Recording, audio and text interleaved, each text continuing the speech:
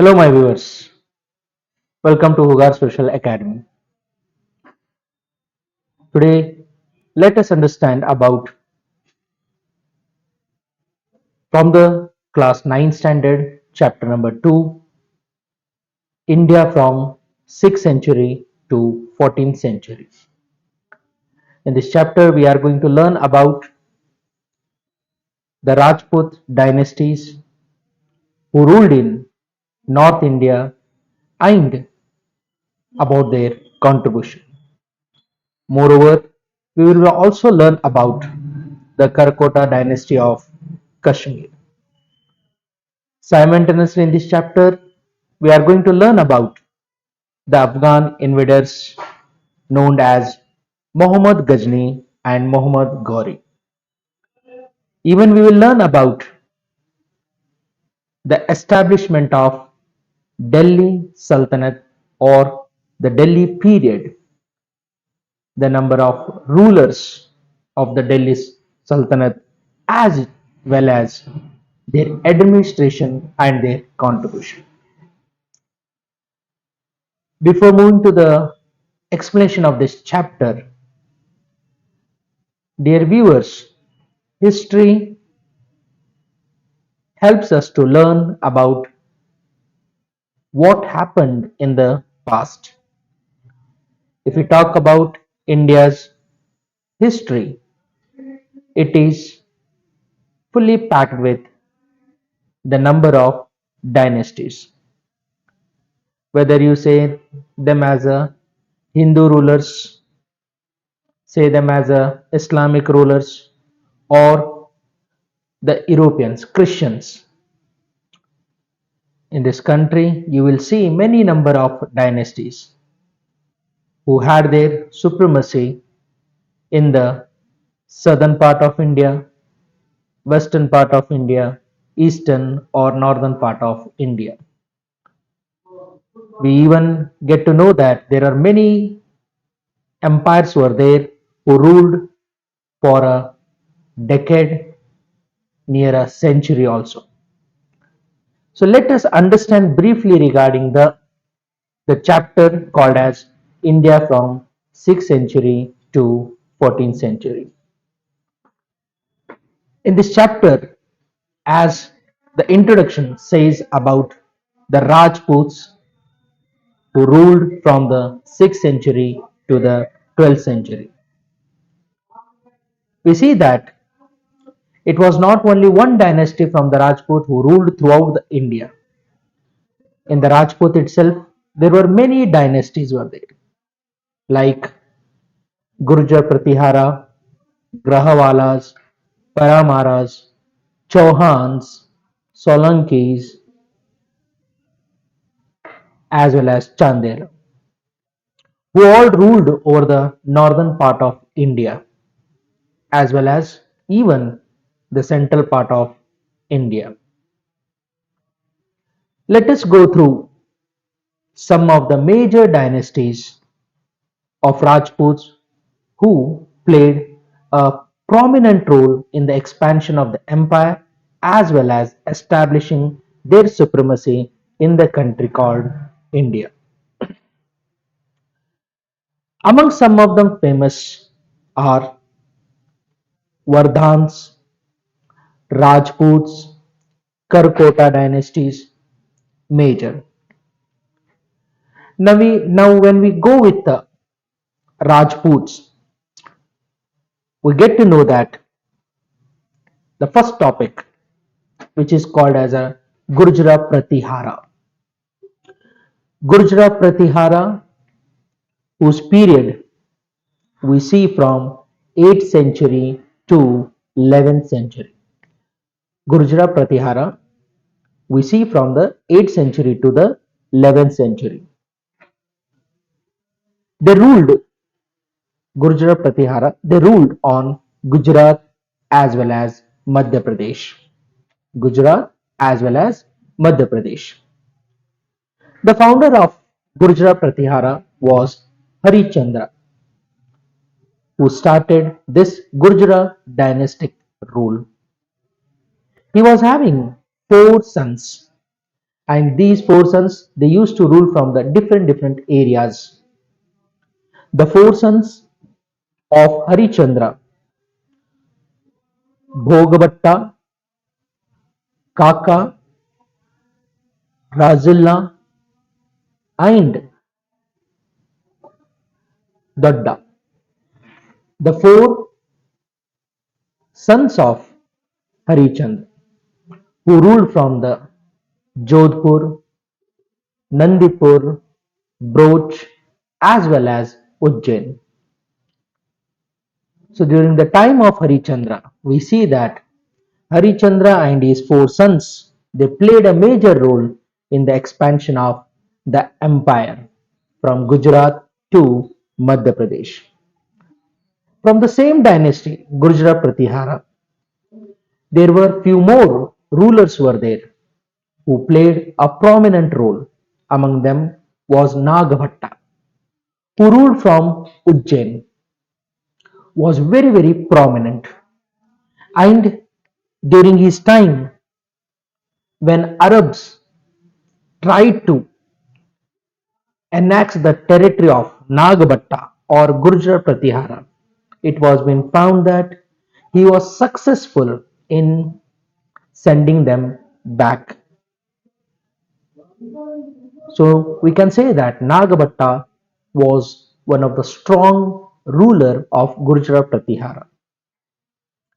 Simultaneously, he extended his territory, his empire, up to some portion of Rajputana as well as up to Gujarat and Malwa also. Up to Gujarat as well as Malwa. Apart from Nagabhatta, okay, Nagabhatta, whose period from 1730 to the period of 730 to the 760. We see that after Nagabhatta, the prominent king, the prominent ruler of Gurjara Pratihara was Mihar Bhoj. Bhoj. Mihar Bhoj, who defeated Naranpala. Naranpala, who belongs to the Pala dynasty. Naranpala, who belongs to the Pala dynasty. And he expanded his kingdom. So definitely, when a king occupies the another territory, and if that territory comes in his hand, then that territory and the territory which is already he is having, okay, we see that there is expansion of his territory. Now here, when Naranpala lost, so definitely some of his areas will fell under the hands of Nagabhatta, sorry, of Miharbhoj. So we are talking about Miharbhoj. Miharbhoj who defeated the Naranpala of Palas. The Arab travelers who visited to the court of the Arab travelers who visited to the court of Miharbhoja, we see that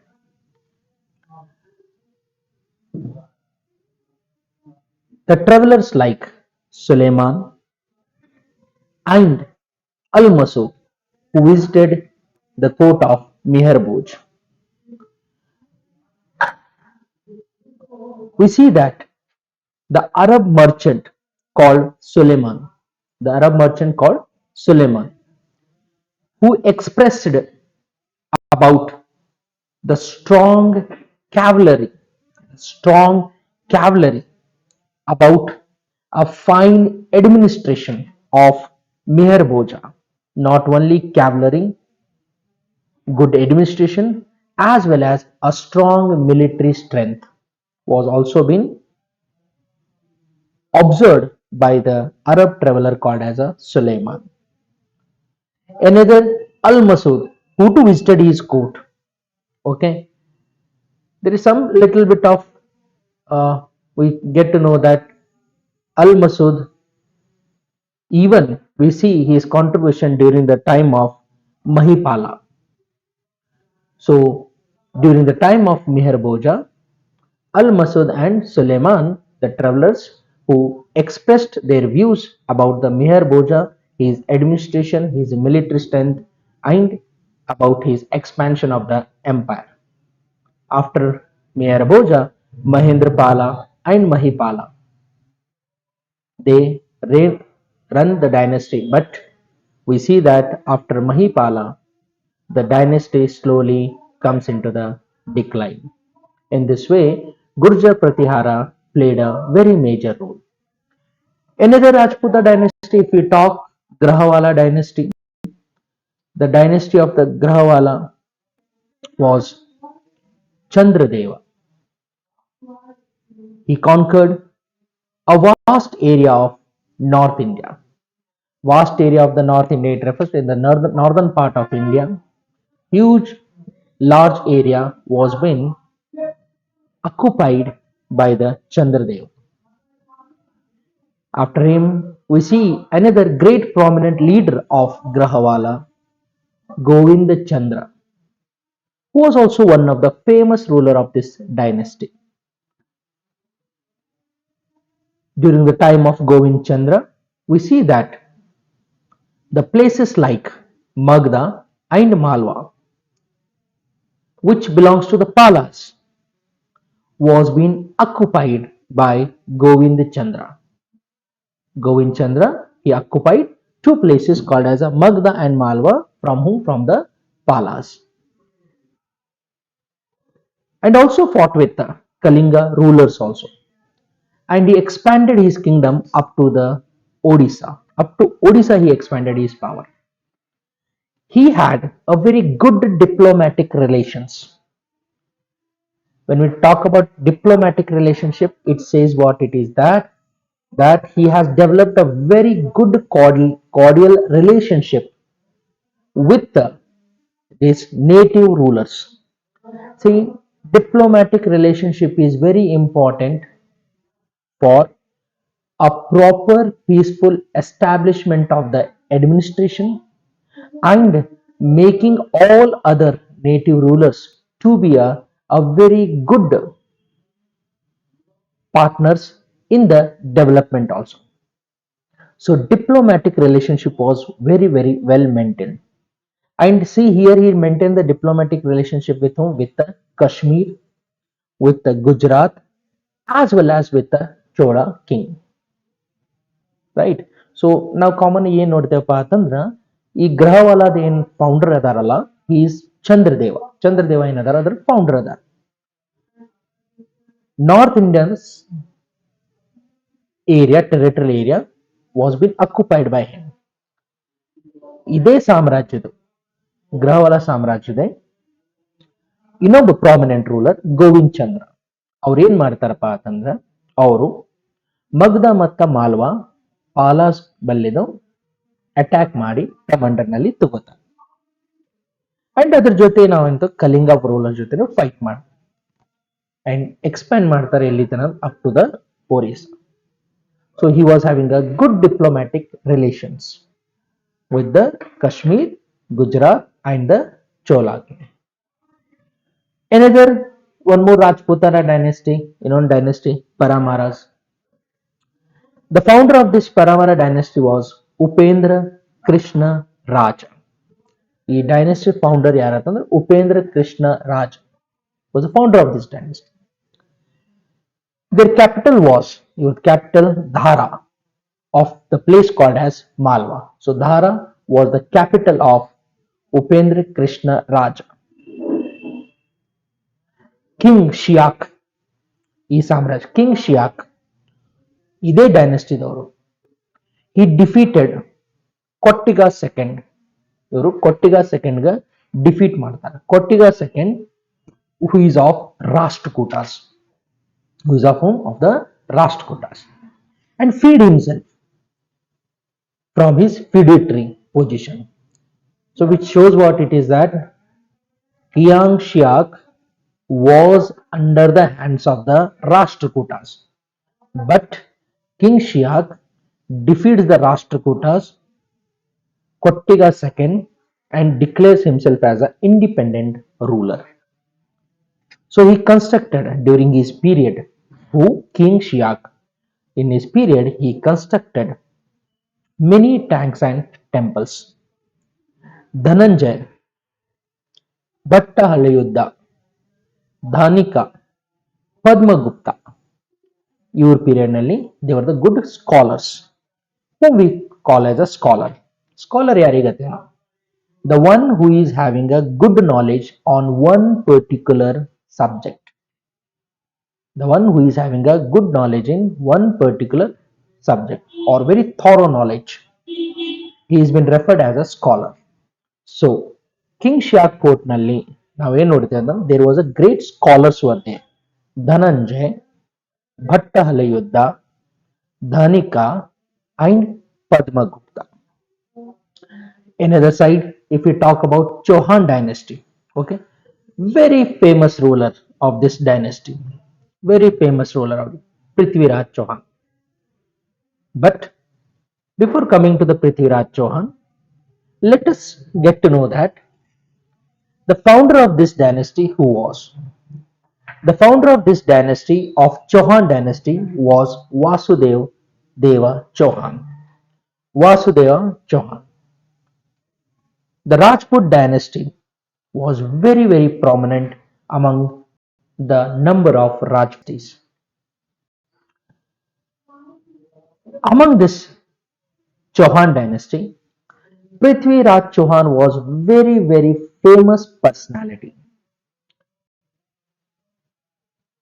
Prithviraj Chauhan, who is having a significant role in the Chauhan dynasty.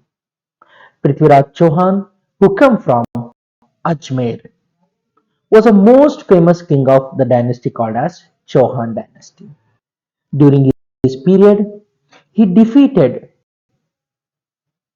the king of Chandela, Chandela king of Bundelkhand. Chandela, who was the king of Bundelkhand, was been defeated by him. He defeated a foreign ruler called Muhammad Ghori. Muhammad Ghori, a cruel king who attacked on the country. Muhammad Ghori, in the first battle of Tehran, he defeated Muhammad Ghori in the first battle of Tehran. He failed in the second battle of Tehran. Prithviraj Chauhan failed in the second battle of Tehran because of not of the foreign army or because of the war tax of the foreign ruler. He was defeated because of his own person called Jayachandra. Jayachandra who betrayed Prithviraj Chauhan. And in the second battle of Tehran, Prithviraj Chauhan was completely defeated just because of whom? Because of the Jayachandra. He lost his capital. Prithviraj Chauhan, he lost his capital. The capital called as Delhi. And now on the Delhi, there is a rule of Muhammad Ghori. Prithviraj Chauhan, who is known for his bravery and adventure, he was known for his bravery. And it was described in Hindi epic regarding the bravery of Prithviraj Chauhan. We see in the book called as Prithviraj Rasu about his adventure activities, about his rule, about his bravery, about his actions, the way the foreigners never tried to fight with him also. They were afraid of him. But simultaneously with that, some or other weakness, some of his decisions, unwise decisions, which made him to fall down. So here Prithviraj Chauhan was a prominent leader, a prominent king of the dynasty called as Chauhan dynasty. In the same way, there is one more Rajputana dynasty called as Solankis. Solankis, which was founded under the leader called as or the king called as Mool Raj first. Bhimaraya first was a famous king of this dynasty. Mulraj first, he is a founder, or another founder of that. But Ade empire, the famous ruler Bhimrai first. It doesn't mean that Mulraj first was not founder. Mulraj first was not a great leader. He was the great leader with Mulraj first. Even we see that Bhimraya first was one of the famous king of this dynasty.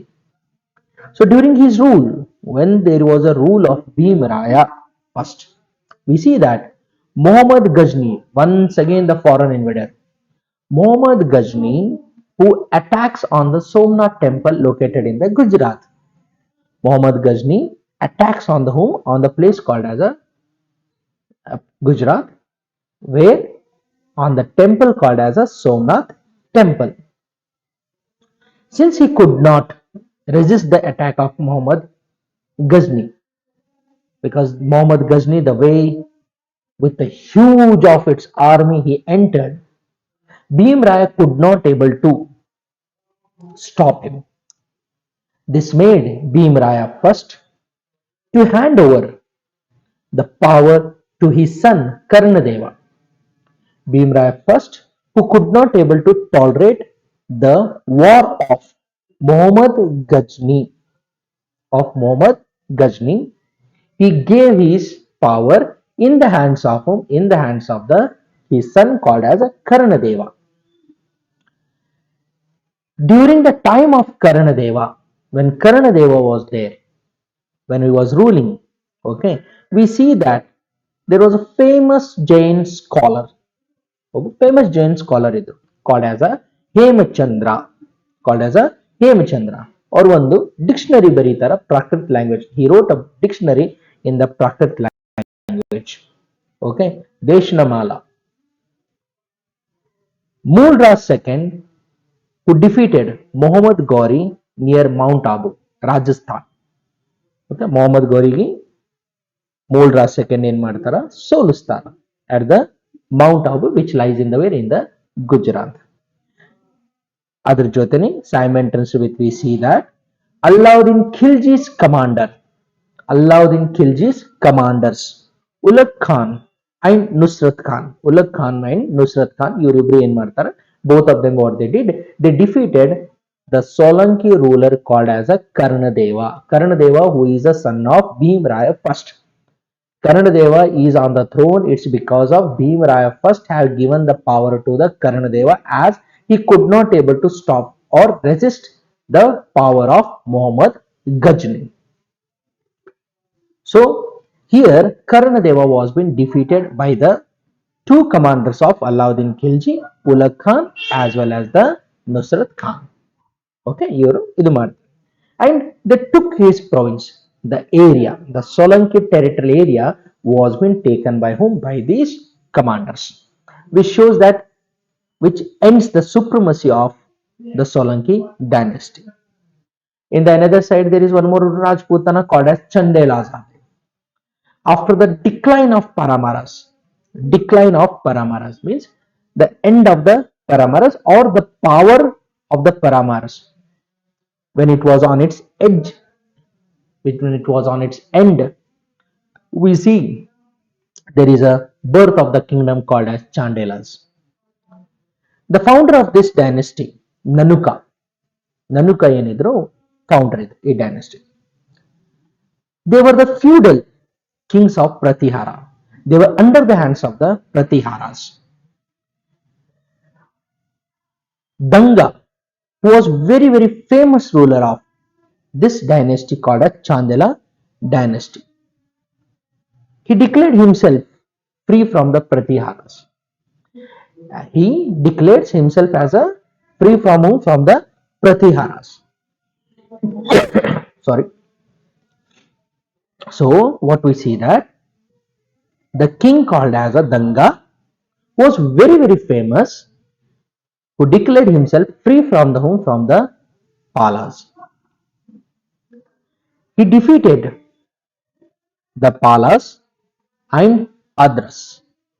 He defeated the Palas and Adras and expanded the kingdom. And what he did? He expanded the kingdom. He gave the military assistance to The Hindu Shahi king, he gives the military support, okay, to Hindu Shahi king called Jayapala against Muslims. So which says what it is that he helped Jayapala. He helped whom? Jayapala by giving military support against whom? Against the Muslims. He got a title. Due to this reason, he got a title called as a Maharaja Dhiraja. Maharaja Dhiraja. The title was been given, or it was been given due to his bravery. Whom we are talking? We are talking about the king Danga. Simultaneously during his rule, when he was ruling, Danga when he was ruling, Bahubhuti wrote a poetic work. He wrote a beautiful poetic work called Malati Madhava. He wrote a book called Malati Madhava.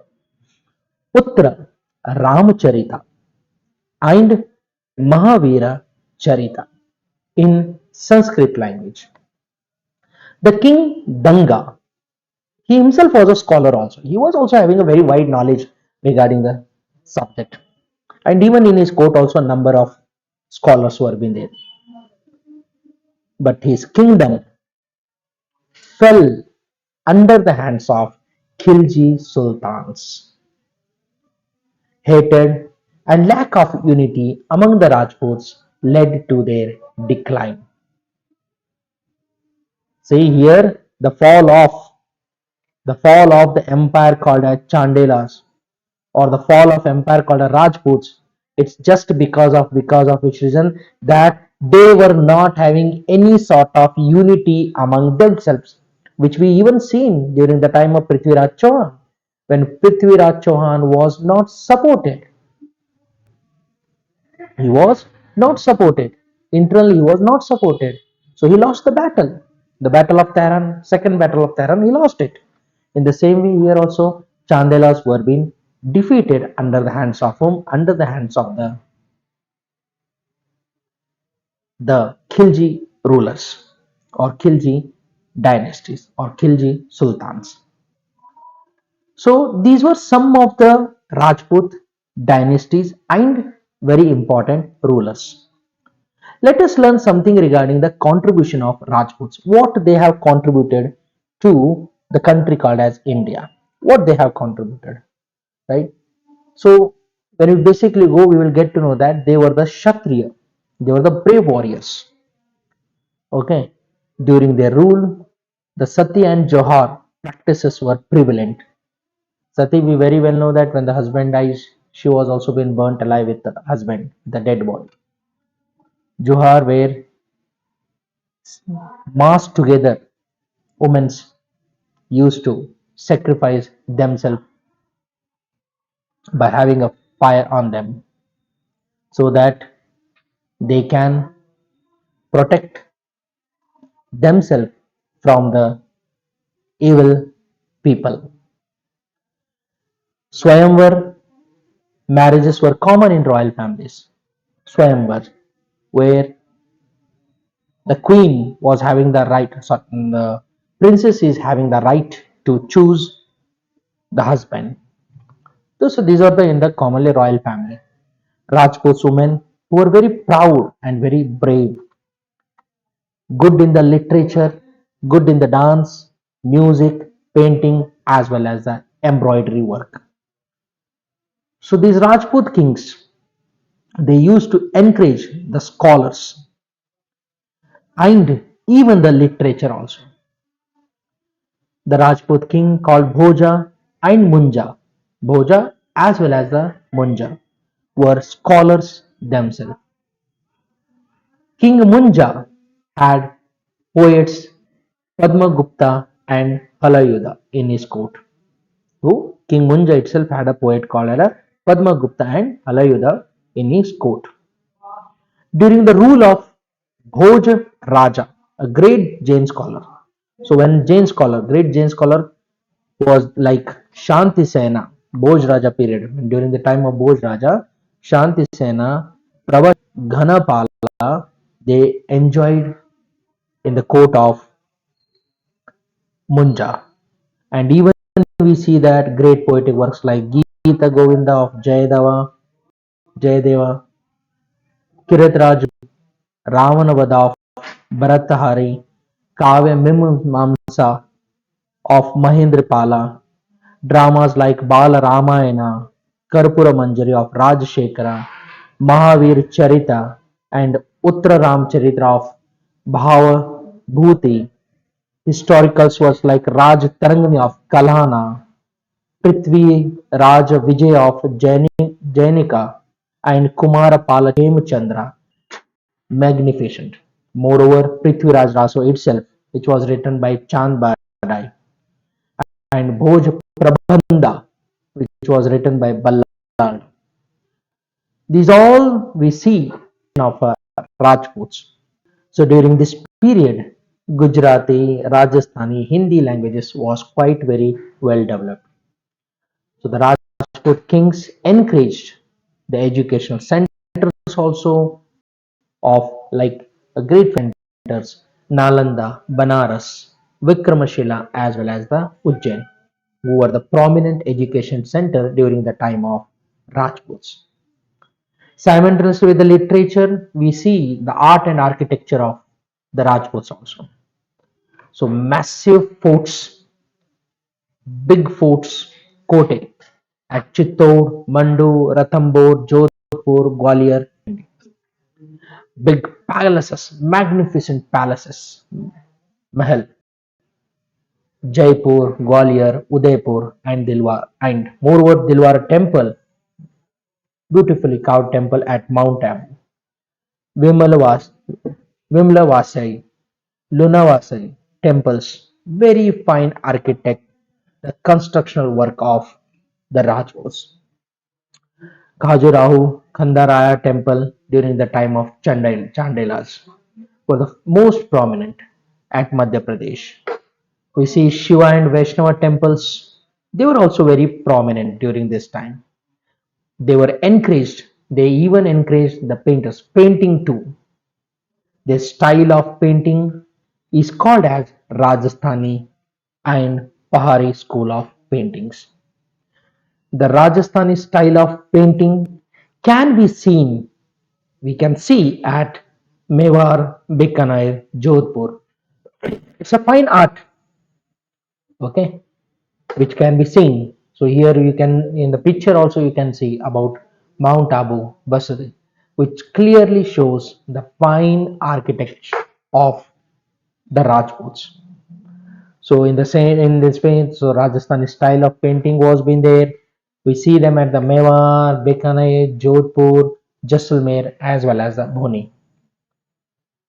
So in this way, we see that the Rajput contributed themselves lot in the art as well as literature as well as the architectures. So this all were been related to the different families of the Rajputs, different families of Rajputs who played a very very prominent role in expansion of their empire as well as stopping the encroachers from the different territorial areas. My dear viewers, let us continue the topic in our next session with the Karkotas of Kashmir. In this period, in this session, we moved with the we understood about different dynasties of Rajputs. In our next session, we will continue with the Karkotas of Kashmir as well as about the number of the rulers who entered into this country and established their supremacy in this country. So be tuned with the Hoogar Social Academy. Make others to be the part of the Hoogar Social Academy and let us understand more about the different dynasties which ruled in this country called as India from different century to the different century. Let's meet in our next session.